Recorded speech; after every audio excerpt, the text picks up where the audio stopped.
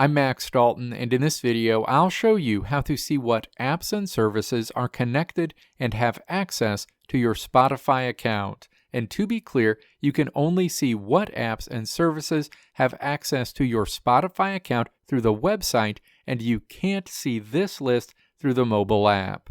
Step 1. Open a web browser, navigate to Spotify.com, and then sign in to your Spotify account if you're not signed in already. You'll land on your Spotify home screen. And again, you can only do this through the Spotify website, and you can't do it through the Spotify mobile app.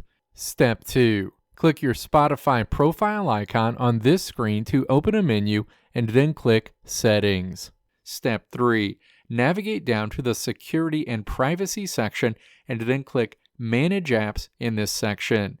The associated screen opens where you'll see a list of all of the apps and services that you've given access to your Spotify account. If you see an app or service in this list that you no longer want to have access to your Spotify account, all you need to do is click Remove Access next to that item. That item will be removed from the list immediately, and you'll see a note on the screen that access to your Spotify account has been revoked for that application. That app or service will no longer have access to your account going forward.